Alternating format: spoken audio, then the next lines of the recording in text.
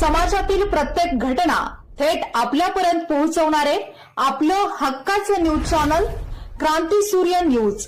संपादक शशिकांत राजवंत।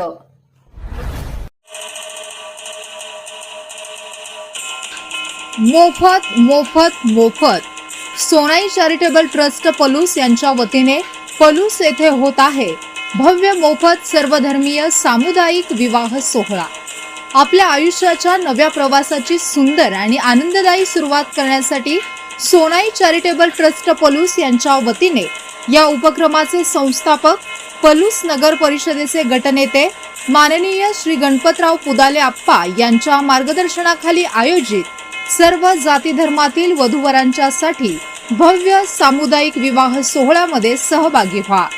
या पवित्र सोहळ्यात विवाह कार्य पूर्णपणे मोफत पार पाडले जाणार आहे।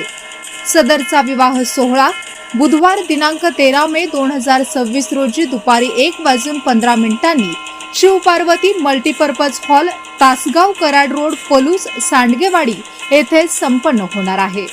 तरी इच्छुकांनी आजच नोंदणी करा आणि आपल्या आयुष्याच्या नव्या प्रवासाची आनंदी सुरुवात करा। नाव नोंदणीसाठी Sonai charitable trust Amanapur road, Palus येथे संपर्क साधावा। तसेच अधिक माहितीसाठी स्क्रीनवरील दिलेल्या क्रमांकावर संपर्क करावा।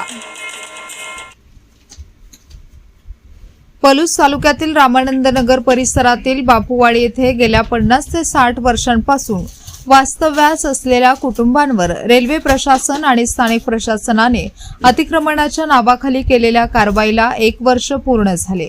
या कारवाईत तब्बल 43 कुटुंबांचा संसार उद्ध्वस्त झाला होता। अनेक लहान मुले, महिला आणि ज्येष्ठ नागरिक अक्षरशः रस्त्यावर आले होते। मात्र 1 वर्ष उलटूनही या कुटुंबांच्या पुनर्वसनाबाबत कोणताही ठोस निर्णय झालेला नसल्याने संताप व्यक्त होत आहे। या पार्श्वभूमीवर बुधवारी दिनांक 7 मे रोजी बापूवाडी झोपडपट्टी संघर्ष समितीच्या वतीने पलूस तहसील कार्यालयात प्रांताधिकारी रणजित भोसले, पंचायत समिती अधिकारी दिनेश खाडे व सुधाकर मोरे यांना तसेच पलूस पोलीस ठाण्याचे निरीक्षक जयसिंग पाटील यांना निवेदन देण्यात आले।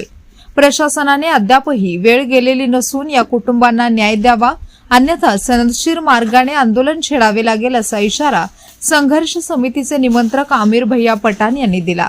संघर्ष समितीच्या निवेदनात म्हटले आहे की रेल्वे प्रशासन आणि स्थानिक प्रशासनाने जागेची हद्द निश्चित न करता दबाव तंत्राचा वापर करून संपूर्ण झोपडपट्टीस नियमबाह्य पद्धतीने जमीनदोस्त केली। स्थानिक राजकीय पुढाऱ्यांच्या कटू राजकारणाचा फटका या गोरगरिबांना बसला। लोकप्रतिनिधींनी आम्ही तुमच्या पाठीशी आहोत असा दावा केला, मात्र प्रत्यक्षात कोणताही कागदोपत्री पुरावा, पुनर्वसनाची हमी किंवा न्याय मिळवून देण्यासाठी ठोस प्रयत्न केले नाहीत असा आरोपही करण्यात आला। राज्यातील इतर अनेक ठिकाणी झोपडपट्ट्यांचे पुनर्वसन करण्यात आलेले असताना बापूवाडीतील कुटुंबांना मात्र आजही न्याय मिळालेला नाही। 1 वर्ष उलटूनही सुमारे 40 कुटुंबे बेघर अवस्थेत जीवन जगत असून शासनाकडून सकारात्मक निर्णयाची वाट पाहत आहेत। दरम्यान काही सामाजिक संघटना, राजकीय पक्ष, सामाजिक कार्यकर्ते तसेच पत्रकारांनी या प्रश्नासाठी प्रामाणिकपणे पाठपुरावा केला। विविध माध्यमातून या गोरगरिबांची बाजू प्रशासनापर्यंत पोहोचवण्याचा प्रयत्न झाला, तरीही स्थानिक राजकीय कुरघोडीमुळे प्रशासनाने या कुटुंबांना न्याय दिला नसल्याचा आरोप संघर्ष समितीने केला आहे। आम्हाला फक्त राहण्यासाठी सुरक्षित जागा आणि न्याय हवा आहे अशी भावना या बेघर कुटुंबांकडून व्यक्त होत असून बापूवाडी झोपडपट्टी उद्ध्वस्त होऊन 1 वर्ष पूर्ण झाल्यानंतरही न्यायाची प्रतीक्षा कायम आहे।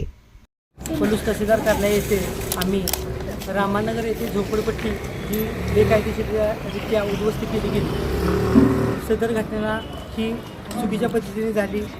रेल्वेची कुठली हद्द निश्चित नसताना, त्यांच्या जागेची मोजणी नसताना रेल्वे प्रशासनानं चुकीची कारवाई करून 43 कुटुंब उद्ध्वस्त केली। आज ते 43 कुटुंब उद्ध्वस्त होऊन बेघर झाली। त्यावर आज गेली 1 वर्ष आज बरोबर झालं या घटनेला, त्याचा निषेध व्यक्त उपस्थित आहे। सदर प्रशासनाला मान्य प्रांतसाहेब तसेच पलूस पोलीस स्टेशन त्याचबरोबर गटविकास अधिकारी यांना आम्ही निवेदनाद्वारे एक मागणी केली। 1 वर्ष झाले आमची घरं बेघर झाली, तरीसुद्धा प्रशासनाने आमच्या जागेसाठी कुठलाही ठोस निर्णय घेतलेला नाही। स्थानिक लोकप्रतिनिधीसुद्धा या 43 बेघर न्याय देण्याचं कुठलंही काम आत्तापर्यंत केले नाही। स्थानिक लोकप्रतिनिधीनंतर मुख्या प्राण्यांची दया येते. पण ही 43 कुटुंब ज्यांची लहान मुलं बाळ थोर माणसं वयोवृद्ध महिला आज बेघर झालेले त्यांच्याबद्दल त्यांनी एखादा निर्णय घ्यायला अपेक्षित होतं, पण ते नाही.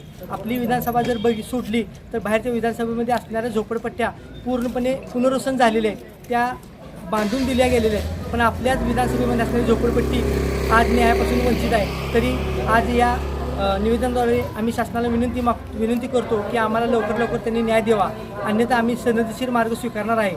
एवढं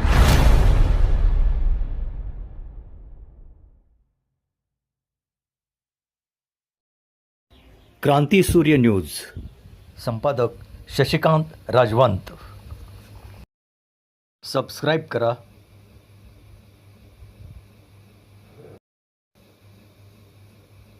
बेल आयकॉनला क्लिक करा आणि लाईक करायला विसरू नका.